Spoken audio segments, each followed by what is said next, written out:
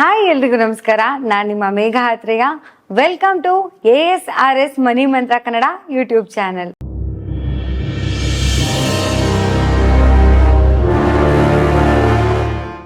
Last video ಕೂಡ ನಿಮ್ಗೆಲ್ರಿಗೂ ಇಷ್ಟ ಆಗಿದೆ. ನಿಮ್ಮ ಪ್ರತಿಕ್ರಿಯೆಯಿಂದ ನಮಗೆ ಗೊತ್ತಾಗ್ತಿದೆ, ತುಂಬಾನೇ ಖುಷಿ ಆಯ್ತು. ಐ ಹೋಪ್ ನಿಮ್ಗೂ ಕೂಡ ನಾವು ಕೊಡ್ತಾ ಇರೋ ಮಾಹಿತಿಗಳು ತುಂಬಾನೇ ಇಷ್ಟ ಆಗ್ತಿದೆ ಅಂತ ಭಾವಿಸ್ತಾ ಇದ್ದೀವಿ. ಇವತ್ತು ಕೂಡ ನನ್ನ ಜೊತೆ ನಮ್ಮ ಶ್ರೀ ಅನಂತ ಶ್ರೀರಾಮ ಗುರೂಜಿ ಅವರಿದ್ದಾರೆ. ಅವ್ರನ್ನ ಕಾರ್ಯಕ್ರಮಕ್ಕೆ ಸ್ವಾಗತಿಸೋಣ. ಗುರೂಜಿ ನಮಸ್ತೆ, ನಿಮ್ಗೆ ಕಾರ್ಯಕ್ರಮಕ್ಕೆ ಸ್ವಾಗತ. ನಮಸ್ತೆ ಅಮ್ಮ. ಕನ್ನಡ ನಾಡಿನ ಎಲ್ಲಾ ಜನತೆಗೂ ನಮ್ಮ ಮನಿ ಮಂತ್ರ ಕುಟುಂಬದ ಕಡೆಯಿಂದ ನಮಸ್ಕಾರ. ಗುರೂಜಿ, ಲಾಸ್ಟ್ ಎಪಿಸೋಡ್ಸ್ ಅಲ್ಲಿ ತುಂಬಾನೇ ವಿಷಯಗಳನ್ನ ಮಾತಾಡಿದ್ವಿ. ಹಾಗೆ ಮೇನ್ಲಿ ಹೇಳ್ತಾ ನೀವು ಪಂಚಭೂತಗಳ ಎಕ್ಸಾಂಪಲ್ ಕೊಟ್ಟು ಹೇಳಿದ್ರಿ. ಅಂದ್ರೆ ಯೂನಿವರ್ಸ್ ವಿಷಯ ಎಲ್ಲ ಮಾತಾಡ್ತಾ ಹೇಗೆ ಕನೆಕ್ಟ್ ಆಗ್ಬೇಕು ನಾವು ಅದು ಇದು ಅಂತ ಮಾತಾಡ್ತಾ ಆಲ್ರೆಡಿ ನೀವು 3 ಪಂಚಭೂತಗಳ ಬಗ್ಗೆ ಮಾತಾಡಿದ್ರಿ. ಇನ್ನೂ 2 ಬ್ಯಾಲೆನ್ಸ್ ಇದೆ, ಆಕಾಶ ಹಾಗೆ ಅಗ್ನಿ. ಅದ್ರ ಬಗ್ಗೆನೂ ಮಾತಾಡಿದ್ರೆ ನಮ್ಮ ನೋಡುಗರಿಗೆ ಇನ್ನೂ ತುಂಬಾನೇ ಇಂಟ್ರೆಸ್ಟಿಂಗ್ ಅಂತ ಅನ್ಸುತ್ತೆ ಅಂತ ಅನ್ಕೊಳ್ತೀನಿ. ಹಾಗೆ ಎಲ್ಲರೂ ಕಾಯ್ತಾ ಇದ್ದಾರೆ ಆ ಎಕ್ಸ್ಪ್ಲನೇಷನ್ಗೋಸ್ಕರ. ಸೊ ಅದು ತಿಳ್ಕೊಬೇಕು ಅಂತಂದ್ರೆ ಒಂದು ಅದೃಷ್ಟ ಅನ್ನೋದಿರ್ಬೇಕು. ಯಾಕೆಂತಂದ್ರೆ ನಾವು ಮನುಷ್ಯರಾಗಿ ಈ ಭೂಮಿ ಮೇಲೆ ಹುಟ್ಟಿದ್ದೀವಿ ಅಂತಂದ್ರೆ, ಇದರಲ್ಲಿ ನಾವು ಜನ್ಮ ತಗೊಂಡಿದ್ದೀವಿ ಅಂದ್ರೆ ಇಲ್ಲಿ ಏನೋ ಒಂದು ಸಾಧನೆ ಮಾಡೋದಕ್ಕೋಸ್ಕರವಾಗಿ ಮನುಷ್ಯ ಜನ್ಮವನ್ನು ತಗೊಂಡಿರ್ತಾರೆ. ಖಂಡಿತ ಆಗಿರ್ಬೇಕಾಗಿದ್ರೆ ಮಾನವ ಜನ್ಮ ದೊಡ್ಡದು, ಅದನ್ನು ಹಾಳು ಮಾಡದಿರಿ ಉಚ್ಚಪ್ಪಗಳಿರ ಅಂತ ಹೇಳ್ತಾರೆ. ಅಂದ್ರೆ ಮನುಷ್ಯ ಜನ್ಮ ಅನ್ನೋದು ತುಂಬಾ ಉತ್ತಮವಾದದ್ದು. ಅದನ್ನ ಹಾಳು ಮಾಡ್ಕೊಂಬೇಡ್ರಿ. ಆ ಜನ್ಮವನ್ನ ನೀವು ಸಾರ್ಥಕತೆ ಮಾಡ್ಕೊಳ್ಳಿ. ಮನುಷ್ಯನಾಗಿ ಹುಟ್ಟಿರೋದಚ್ಚಲ್ಲ, ಮನುಷ್ಯನಾಗಿ ಇಲ್ಲಿ ಬಾಳ್ಬೇಕು, ಇಲ್ಲಿ ಜೀವಿಸ್ಬೇಕು. ಇದ್ದ ಮೇಲೆ ಇಲ್ಲಿ ಏನಾದ್ರು ಕೊಟ್ಟು ಹೋಗ್ಬೇಕು, ಇಲ್ಲಿ ಏನಾದ್ರು ಬಿಟ್ಟು ಹೋಗ್ಬೇಕು. ನಿಜ ಅಂತಂದ್ರೆ ಇಲ್ಲಿ ನಮ್ಮ ಜನಗಳು ಯಾವ ರೀತಿ ಆಲೋಚನೆ ಮಾಡಬೇಕು ಅಂತಂದಾಗ, ಇಲ್ಲಿ ನಾವು ಏನಾದ್ರೂ ಬಿಟ್ಟು ಹೋಗ್ಬೇಕು ಅಂದ್ರೆ ಏನಾದ್ರೂ ಒಂದು ದೊಡ್ಡ ಸಾಧನೆಯನ್ನ ಮಾಡಿರ್ಬೇಕು, ನಿಮ್ಮ ಹೆಸರು ಇಲ್ಲಿ ಶಾಶ್ವತವಾಗಿರ್ಬೇಕು. ಆ ರೀತಿಯಾಗಿ ಬಿಟ್ಟು ಹೋಗ್ಬೇಕು. ಇಲ್ಲಿ ಏನಾದ್ರೂ ಕೊಟ್ಟು ಹೋಗ್ಬೇಕು ಅಂತಂದಾಗ ನಿಮ್ಮ ಕೈಯಿಂದ 1,000 ಜನಕ್ಕೆ, ಇಲ್ಲ ನಿಮ್ಮ ಕೈಯಲ್ಲಿ ಸಾಧ್ಯವಾದ್ರೆ 100 ಜನಕ್ಕಾದ್ರೂ ಸಹಾಯ ಅನ್ನೋದನ್ನ ಮಾಡಿರ್ಬೇಕು. ಆ ರೀತಿ ಮಾಡಿದಾಗ ಏನಾಗುತ್ತೆ ಅಂತಂದ್ರೆ ಈ ಭೂಮಿ ಮೇಲೆ ನಾವು ಹುಟ್ಟಿದ್ದಕ್ಕೆ ಸಾರ್ಥಕ ಆಗುತ್ತೆ. ಈ ರೀತಿ ನಾವು ಏನಾದ್ರೂ ಇಲ್ಲಿ ಬಿಟ್ಟು ಹೋಗ್ಬೇಕು, ಕೊಟ್ಟು ಹೋಗ್ಬೇಕು ಅಂತ ಹೇಳ್ತಾ ಇದ್ದೀವಿ. ನೀನು ಇಲ್ಲಿ ಬಿಡ್ಬೇಕಾಗಿದ್ರು ಕೊಡ್ಬೇಕಾಗಿದ್ರು ನೀನು ದುಡ್ಡನ್ನು ಸಂಪಾದನೆ ಮಾಡ್ಬೇಕು. ಅದರ ಕಡೆ ನಿನ್ನ ಗಮನ ಇರ್ಬೇಕು. ನೀನ್ ಏನೇ ದಾನ ಧರ್ಮ ಮಾಡ್ತೀನಿ ಅಂದ್ರೂ ಸಹ ನಿನ್ನ ಹತ್ರ ದುಡ್ಡಿದ್ರೇನೆ ನೀನ್ ದಾನ ಮಾಡ್ತೀಯ. ನಿನ್ನ ಹತ್ರ ದುಡ್ಡಿದ್ರೆ ನೀನ್ ಧರ್ಮ ಮಾಡಕ್ ಆಗುತ್ತೆ ಅಲ್ವಾ? ಇಲ್ಲಾಂದ್ರೆ ಏನು ಮಾಡಕ್ ಆಗೋದಿಲ್ಲ. ಈಗಿರುವಂತಹ ಈ ಪ್ರಪಂಚದಲ್ಲಿ ದುಡ್ಡಿಂದನೇ ಎಲ್ಲ ನಡೆಯುತ್ತೆ. ದುಡ್ಡಿದ್ರೇನೆ ಮನುಷ್ಯನ ವ್ಯಾಲ್ಯೂವನ್ನ ಡಿಸೈಡ್ ಮಾಡ್ತಾರೆ. ಆ ರೀತಿಯಾಗಿರುವಂತ ಪ್ರಪಂಚದಲ್ಲಿ ದುಡ್ಡು ಅನ್ನೋದು ತುಂಬಾ ಮುಖ್ಯ ಅಂತ ಹೇಳ್ಬೋದು. ಆದ್ರಿಂದ ದುಡ್ಡನ್ನ ಸಂಪಾದನೆ ಮಾಡೋ ಕಡೆ ಗಮನ ಅಂತೂ ನೀವು ಇಟ್ಟಿರ್ಲೇಬೇಕು ಅಂತ ಹೇಳ್ತೀವಿ. ಅದೇ ರೀತಿಯಾಗಿ ಇಲ್ಲಿ ಅಗ್ನಿ ತತ್ವ ಅಂತ ಇಟ್ಕೊಳ್ಳಿ. ಪಂಚಭೂತಗಳಲ್ಲಿ ಅಗ್ನಿ ತತ್ವಕ್ಕೆ ಬರೋಣ. ಈ ಅಗ್ನಿ ತತ್ವ ಯಾವ ರೀತಿ ಕೆಲಸ ಮಾಡುತ್ತಮ್ಮ ಅಂತಂದಾಗ, ಇದು ನೋಡಿ ತುಂಬಾ ಧರ್ಮಬದ್ಧವಾಗಿ, ತುಂಬಾ ಅರ್ಥಪೂರ್ಣವಾಗಿ ಕೆಲಸ ಮಾಡುತ್ತೆ. ಯಾವ ರೀತಿ ಇದು ಕೆಲಸ ಮಾಡುತ್ತೆ ಅಂತಂದಾಗ ನೋಡಿ, ಈಗ ಬೆಂಕಿಗೇನಾದ್ರು ಅಗ್ನಿಗೇನಾದ್ರು ಅವ್ರ ಮೇಲೆ ದ್ವೇಷ ಮಾಡಿ, ಇವ್ರ ಮೇಲೆ ದ್ವೇಷ ಮಾಡಿ, ಇಲ್ಲ ನಾನು ಇವನ್ ಸರಿಲ್ಲ, ಇವ್ರ ಮನೆಯಲ್ಲಿ ನಾನು ಸ್ಟವ್ ಉರಿಯಲ್ಲ ಅಂತೇನಾದ್ರೂ ಅದೇನಾದ್ರೂ ಕೋಪ ಮಾಡ್ಕೊಂಡ್ರೆ, ನಿಮ್ ಮನೆಯಲ್ಲಿ ಸ್ಟವ್ ಅಂಟಿಲ್ಲ ಅಂದ್ರೆ ನೀವ್ ಅಡ್ಗೆ ಮಾಡಕ್ ಆಗುತ್ತಾ? ಖಂಡಿತ ಇಲ್ಲ ಅಲ್ವಾ? ಆಗುದೇ ಇಲ್ಲ. ಆ ಅಗ್ನಿಗೂ ಅಷ್ಟೇ. ಇಲ್ಲಿ ನಾನು ಇಂಡಿಯಾ ದೇಶದವನು, ನಾನು ಬೇರೆ ದೇಶದಲ್ಲಿ ಹೋಗಿ ಬೆಂಕಿ ಉರಿಯಲ್ಲ, ಅವ್ರ ಸ್ಟವ್ಗಳಲ್ಲೆಲ್ಲ ನಾನು ಅಂಟಲ್ಲ, ನಾನು ಅಲ್ಲಿ ಬೆಂಕಿ ಉರಿಯಲ್ಲ ಅಂದ್ರೆ ಅಲ್ಲಿನ ಪರಿಸ್ಥಿತಿ ಯಾವ ರೀತಿ ಇರುತ್ತೆ ಅಲ್ವಾ? ಆ ಬೆಂಕಿ ತತ್ವ ಅನ್ನೋದು ಎಲ್ಲಾ ಕಡೆನೂ ಬೇಕೇ ಬೇಕು ನಮ್ಗೆ. ಅಗ್ನಿ ತತ್ವ ಬೇಕು. ಅರ್ಥ ಆಯ್ತಾ? ಅದು ಯಾವ ರೀತಿ ಅಂತಂದಾಗ ಅದೂ ಸಹ ಧರ್ಮಬದ್ಧವಾಗಿ ಕೆಲಸವನ್ನು ಮಾಡುತ್ತೆ. ಆದ್ರೆ ಮನುಷ್ಯನೇ ಇಲ್ಲಿ ಏನಂತ ಆಲೋಚನೆ ಮಾಡ್ತಾನೆ, ಯಾವ ಕಡೆ ಮಾಡೋಣ ಈ ಕಡೆ ಅನ್ನೋದು ಆಲೋಚನೆ ಮಾಡ್ತಾನೆ ಹೊರತು ಈ ಪಂಚಭೂತಗಳಲ್ಲಿ ಎಲ್ಲವೂ ಅಷ್ಟೇ ಧರ್ಮಬದ್ಧವಾಗಿ ಕೆಲಸ ಮಾಡುತ್ತೆ. ಮತ್ತೆ ಇನ್ನೊಂದೇದು ಯಾವ್ದಮ್ಮ ಪಂಚಭೂತ ಅಂತಂದಾಗ ಆಕಾಶ. ಆಕಾಶ ನೋಡಿ, ನಾವು ಯೂನಿವರ್ಸ್ ಅಂತ ಏನು ಕರಿತೀವಿ ಆಕಾಶ, ಇಲ್ಲಿ ಅದು ಅಷ್ಟೇ ತುಂಬಾ ಅದ್ಭುತವಾದಂತಹ ಧರ್ಮಬದ್ಧವಾದಂತಹ ಕೆಲಸ ಮಾಡುತ್ತೆ. ಯಾವ ರೀತಿ ಅಂದಾಗ ನೋಡಿ, ನಾನು ಕರ್ನಾಟಕದಲ್ಲಿದ್ದೀನಿ, ನಾನು ತಮಿಳ್ನಾಡಿಗೆ ಹೋಗೋದಿಲ್ಲ ಓಕೆ ಅಂತಂದ್ರೆ ಅಲ್ಲಿನ ಪರಿಸ್ಥಿತಿ ಏನಾಗಿರುತ್ತೆ? ಅಲ್ಲಿ ಮಳೆ ಬರುತ್ತಾ? ಬರಲ್ಲ. ಇಲ್ಲ. ಬಿಸಿಲು ಬರುತ್ತಾ? ಬರಲ್ಲ. ಅವ್ರ ಒಂದು ಸ್ಥಿತಿ ಯಾವ ರೀತಿ ಇರುತ್ತೆ? ಇಲ್ಲ ನೀನ್ ಕೆಟ್ಟವನು, ನಾನು ಕೆಳಗಡೆ ಇರಬೇಡ ನೀನು ಅಂತ ಯಾವತ್ತಾದ್ರೂ ಹೇಳಿದ್ಯಾ? ಅದೇ.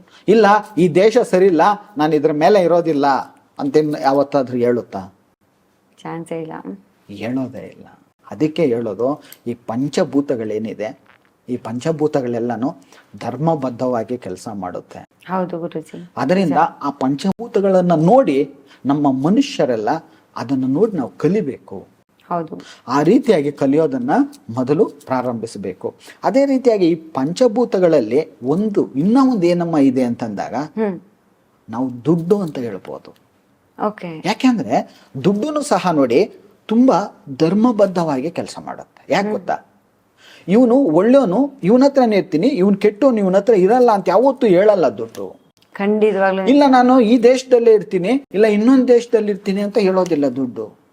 ಹೌದು ಅಲ್ವಾ? ಯಾವತ್ತಾದ್ರೂ ಹೇಳುತ್ತಾ ದುಡ್ಡು? ನಾನು ಎಲ್ರಿಗೂ ಎಲ್ಲರೂ ನನಗೆ ಒಂದೇ, ನನ್ನನ್ನು ಯಾರು ಇಷ್ಟ ಬೀಳ್ತಾರೆ ಅವ್ರ ಹತ್ರ ಇರ್ತೀನಿ ಅಂತ ಹೇಳುತ್ತೆ ದುಡ್ಡು. ನಿಜ. ಅರ್ಥ ಆಯ್ತಾ? ದುಡ್ಡಿನ ವಿಷಯದಲ್ಲಿ ಒಂದೇ ದಿನಕ್ಕಾದ್ರೂ ಈ ತರ ಯೋಚನೆ ಮಾಡಿರ್ಲಿಲ್ಲ ಗುರುಜಿ ನಾವ್ಯಾರು ಕೂಡ. ಯಾಕಂದ್ರೆ ಪಂಚಭೂತಗಳನ್ನ ಹೇಗೆ ನೀವು ಇರೆಸ್ಪೆಕ್ಟಿವ್ ಆಫ್ ಧರ್ಮ, ಜಾತಿ, ಕಂಟ್ರೀಸ್ ಅಂತೆಲ್ಲ ಎಕ್ಸಾಂಪಲ್ ಕೊಟ್ರು, ಲಿಂಗ ಭೇದ ಇಲ್ದಲೆ, ಜಾತಿ ಭೇದ ಇಲ್ದೆ ಎಲ್ಲರ ಹತ್ರ ಹೇಗಿರುತ್ತೋ ಹಾಗೆ ದುಡ್ಡು ಕೂಡ ಆಬ್ವಿಯಸ್ಲಿ ನಿಜ ಇವತ್ತು ರಿಯಲೈಸ್ ಆಯ್ತು. ಅದೇ ದುಡ್ಡುನು ಸಹ ಧರ್ಮಬದ್ಧವಾಗಿ ಕೆಲಸ ಮಾಡುತ್ತೆ. ಯಾರು ಭೇದ ಭಾವ ಏನು ಮಾಡೋದಿಲ್ಲ. ನನ್ಗೆಲ್ರೂ ಒಂದೇ, ನನ್ನ ಯಾರು ಇಷ್ಟ ಬೀಳ್ತಾರೋ ನಾನು ಅವ್ರ ಹತ್ರ ಇದ್ದು ಬಿಡ್ತೀನಿ ಅನ್ನೋ ದುಡ್ಡು. ಅರ್ಥ ಆಯ್ತಾ? ಅದೇ ರೀತಿಯಾಗಿ ನಮ್ಮ ಹಣನೂ ಸಹ ಅಷ್ಟೇ ಪಂಚಭೂತಗಳಲ್ಲಿ ಒಂದು ಅಂತಾನೆ ನಾವು ಹೇಳ್ಬೋದು. ಈಗ ಈ ಪಂಚಭೂತಗಳಿಗೆ ನಾವು ಕೃತಜ್ಞತೆಗಳನ್ನು ಸಲ್ಲಿಸಬೇಕು ಅಂತ ಹೇಳಿದ್ದೀವಿ. ನಾವು ಪಂಚಭೂತಗಳ ಥರನೇ ನಾವು ಧರ್ಮಬದ್ಧವಾಗಿ ನಡಿಬೇಕು ಅಂತ ಹೇಳ್ತಾ ಇದ್ದೀವಿ. ಈ ರೀತಿ ನಡಿಬೇಕಾಗಿದ್ರೆ ನೀನು ಬೆಳಿಗ್ಗೆ ಒಂದು ಕೆಲಸ ಮಾಡಬೇಕು. ಏನಮ್ಮ ಅಂತಂದಾಗ ಜಿಮ್ಮು, ವಾಕಿಂಗು, ಜಾಗಿಂಗು, ಅದೇ ರೀತಿಯಾಗಿ ಯೋಗಾಸನ, ಮೆಡಿಟೇಷನ್ನು, ಇದರಲ್ಲಿ ಯಾವುದಾದ್ರೂ ಒಂದನ್ನಾದರೂ ನಿಮ್ಮ ಜೀವನಕ್ಕೆ ಅಳವಡಿಸ್ಕೊಳ್ಬೇಕು. ಗುರುಜಿ, ಇವಾಗ ಇಷ್ಟೊಂದು ಆಪ್ಷನ್ಸ್ ಇದೆ ಆಕ್ಚುಲಿ ಎಕ್ಸರ್ಸೈಸ್ ಮಾಡಕ್ಕೆ. ಇದ್ರಲ್ಲಿ ಯಾವ್ದು ಒಳ್ಳೇದು, ಯಾವ್ದು ಮಾಡಿದ್ರೆ ನಮ್ಗೆ ಒಂದ್ ಸ್ವಲ್ಪ ಇಚ್ಚಿಗಿದೆ ಅಂತ ನೀವು ಹೇಳ್ತೀರಾ ಅಂತ? ಅಮ್ಮ, ಇದು ಪ್ರಶ್ನೆ ಚೆನ್ನಾಗಿದೆ. ಇಲ್ಲಿ ಏನಂತಂದ್ರೆ, ಈಗ ಜುಮ್ ಆಗಿರ್ಬೋದು, ಇಲ್ಲ ವಾಕಿಂಗ್ ಆಗಿರ್ಬೋದು, ಇಲ್ಲ ಜಾಗಿಂಗ್ ಆಗಿರ್ಬೋದು, ಇಲ್ಲ ಯೋಗಾಸನ ಆಗಿರ್ಬೋದು, ಇಲ್ಲ ಮೆಡಿಟೇಷನ್ ಆಗಿರ್ಬೋದು, ಇವೆಲ್ಲನೂ ಒಳ್ಳೇದೇ. ಇದರಲ್ಲಿ ಅದು ಒಳ್ಳೇದು ಇದು ಒಳ್ಳೇದು ಅಂತ ಯಾವುದು ಇಲ್ಲ. ಇಲ್ಲಿ ಕೆಟ್ಟದ್ದು ಯಾವ್ದಾದ್ರು ಇದೆಯಾ ಅಂತಂದ್ರೆ ಬಾರ್ಗೆ ಹೋಗೋದು ಕೆಟ್ಟ. ಅರ್ಥ ಆಯ್ತಾ? ನಾವು ಮಾಡಬಾರ್ದು, ಕೆಲಸ ಮಾಡೋದು ಕೆಟ್ಟದ್ದು ಅಷ್ಟೇ ಹೊರ್ತು ಇದರಲ್ಲಿ ಯಾವ್ದು ಮಾಡಿದ್ರೇನು ಒಳ್ಳೇದೇ. ಇವೆಲ್ಲನೂ ಆರೋಗ್ಯಕ್ಕೂ ಒಳ್ಳೇದು. ಅರ್ಥ ಆಯ್ತಾ? ನಾವು ಈಗ ವಾಕಿಂಗ್ ಮಾಡ್ತೀವಿ ಅಂತ ಇಟ್ಕೊಳ್ಳಿ, ನಮ್ಮ ಆರೋಗ್ಯ ಹೆಂಗಿರುತ್ತೆ? ತುಂಬಾನೇ ಚೆನ್ನಾಗಿರುತ್ತೆ ಅಲ್ವಾ? ಜಾಗಿಂಗ್ ಮಾಡಿದ್ರೂ ಆರೋಗ್ಯ ಚೆನ್ನಾಗಿರುತ್ತೆ. ಅದೇ ಮೆಡಿಟೇಷನ್ ಮಾಡಬೇಕು ಅಂತ ಹೇಳಿದ್ದೀವಿ. ಮೆಡಿಟೇಷನ್ ಅನ್ನ ಮಾಡಿದ್ರೆ ಏನಾಗುತ್ತೆ ನಮಗೆ ಅಂತಂದಾಗ, ನಮ್ಮ ಮನಸ್ಸಿನಲ್ಲಿರುವಂತಹ ಕಲ್ಮಶಗಳೆಲ್ಲ ದೂರ ಆಗುತ್ತೆ. ಹೌದು. ಕಲ್ಮಶಗಳೆಲ್ಲ ದೂರ ಆದಾಗ ಏನಾಗುತ್ತೆ ಅಂತಂದಾಗ ನಮಗೆ ನಿರ್ಮಲವಾದ ಸ್ಥಿತಿ ಬರುತ್ತೆ. ಆ ನಿರ್ಮಲವಾದ ಸ್ಥಿತಿ ಬಂದಾಗ ಏನಾಗುತ್ತೆ ಅಂದ್ರೆ ನಮಗೆ ನಿರ್ಮಲ ಆನಂದ ಸ್ಥಿತಿ ನಮ್ಮಲ್ಲಿ ಉದ್ಭವವಾಗುತ್ತೆ.